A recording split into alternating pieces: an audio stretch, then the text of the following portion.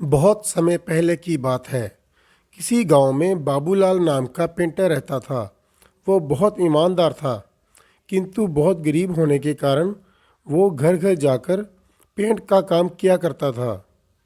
उसकी आमदनी बहुत कम थी। बहुत मुश्किल से उसका घर चलता था। पूरा दिन मेहनत करने के बाद भी वो सिर्फ 2 वक्त की रोटी ही जुटा पाता था। वो हमेशा चाहता था कि उसे कोई बड़ा काम मिले जिससे उसकी आमदनी अच्छी हो, पर वो छोटा काम भी बड़े लगन और ईमानदारी के साथ करता था।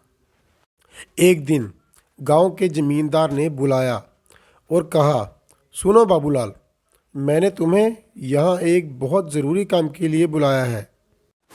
क्या तुम वो काम करोगे? बाबूलाल, जी हजूर, ज़रूर करूँगा। बताइए क्या काम है? जमींदार, मैं चाहता हूँ तुम मेरी नाव पेंट करो और ये काम आज ही हो जाना चाहिए। बाबूलाल, जी हजूर, ये काम आज ही कर दूंगा। सामान लेकर जैसे बाबूलाल आता है, वो नाव को रंगना शुरू कर देता है। जब बाबूलाल नाव रंग रहा था तो उसने देखा नाव में छेद था। वो सोचा, अगर इसे ऐसे ही पेंट कर दिया जाएगा तो ये डूब जाएगी। ऐसा सोचकर वो छेद भर देता है और नाव को पेंट कर देता है। फिर जमींदार के पास जाता है और कहता है, हजूर, नाव का काम पूरा हो गया है, आप चल कर देख लीजिए।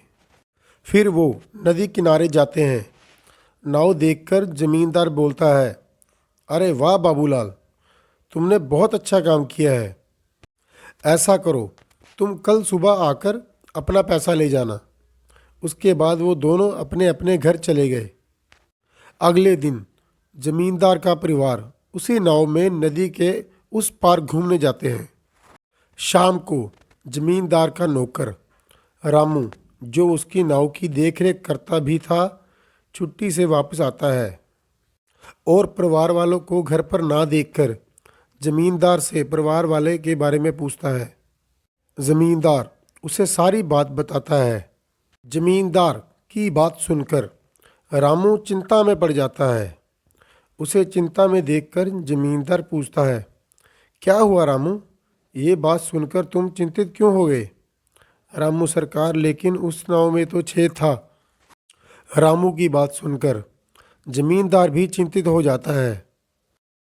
तभी उसके परिवार वाले पूरा दिन मौज मस्ती करके वापिस आ जाते हैं। उन्हें देखकर जमींदार चैन की सांस लेता है। फिर अगले दिन जमींदार बाबूलाल को बुलाता है और कहता है, ये लो बाबूलाल, तुम्हारा मेहनत का पैसा। तुमने बहुत बढ़िया काम किया है, मैं बहुत खुश हूँ। पैसे गिनने के बाद बाबूलाल हैरान हो जाता है, क्योंकि वो पैसे ज़्यादा थे। वो ज़मींदार से कहता है, हजूर, आपने मुझे गलती से ज़्यादा पैसे दे दिए हैं। ज़मींदार, नहीं बाबूलाल, ये मैंने तुम्हें गलती से नहीं दिए, ये तुम्हारी मेहनत का ही पैसा है, क्योंकि तुमने बहुत बड़ा काम किया है। तुमने इस नाव के छेद को भी भर दिया, जिसके बारे में मुझे भी नहीं पता था। अगर तुम चाहते तो इसे छोड़ भी सकते थे, पर तुमने ऐसा बिल्कुल नहीं किया, जिसके लिए मेरे परिवार सुरक्षित घर वापस आ गया। अगर स्टोरी अच्छी लगी हो तो चैनल को सब्सक्राइब कर